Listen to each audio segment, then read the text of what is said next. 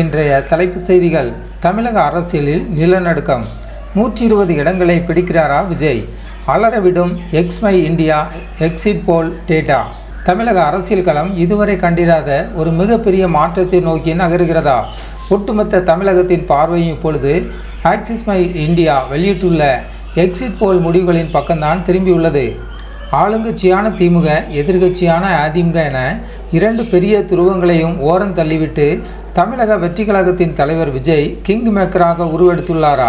அதுவும் வெறும் king maker மட்டுமல்ல, தனித்தே ஆட்சி அமைக்கும் பலத்துடன் விஜய் உருவெடுத்துள்ளதாக வெளியாகியிருக்கும் தகவல் அறிவாலயத்தையும் எடப்பாடி தரப்பையும் அதிர வைத்துள்ளது.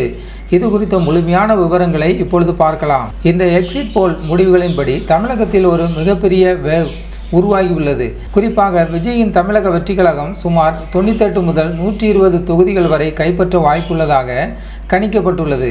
234 தொகுதிகள் கொண்ட தமிழக சட்டசபையில் ஆட்சியை பிடிக்க தேவையான மேஜிக் நம்பரை விஜய் நெருங்குவது அரசியல் விமர்சகர்களையே ஆச்சரியத்தில் ஆழ்த்தியுள்ளது. மறுபுறம் ஆளுங்கட்சியான திமுக கூட்டணிக்கு 92 முதல் 110 இடங்கள் வரை மட்டுமே கிடைக்கும் என தெரிகிறது. இதுவரை பிரதான எதிர்க்கட்சியாக இருந்த அதிமுக வெறும் 22 முதல் 32 இடங்களுக்குள் சுருங்கி போகும் என இந்த ஆய்வு கூறுகிறது. வாக்கு சதவீதத்தை பொறுத்தவரை திமுக 35%, தேவக 35%, அதிமுக 23%, நாம் தமிழர் கட்சி 3%. இதில் கவனிக்கத்தக்க விஷயம் என்னவென்றால், திமுக மற்றும் தேவக ஆகிய இரு கட்சிகளும் சமமான வாக்கு சதவீதத்தை பெற்றிருந்தாலும் தொகுதிகளின் எண்ணிக்கையில் விஜய் முந்துவது குறிப்பிடத்தக்கது. படித்தவர்களின் வாக்கு யாருக்கு? இந்த தேர்தலில் மிக முக்கியமான கேம் சேஞ்சர் என எது தெரியுமா? அதுதான் படித்த இளைஞர்களின் வாக்குகள்.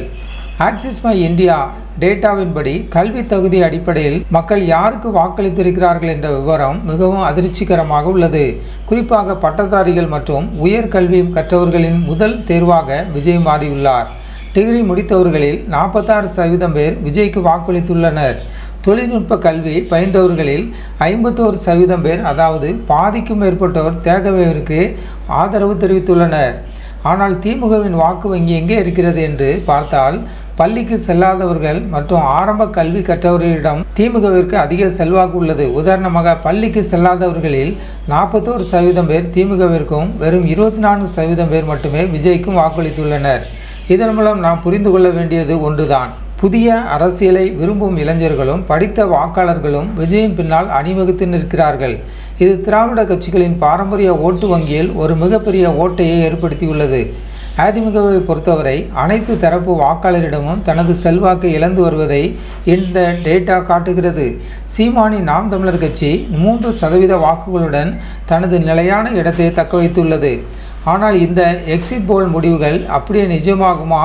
அல்லது தேர்தல் முடிவுகள் வரும்போது ஆளுங்கட்சி தனது பலத்தை நிரூபிக்குமா?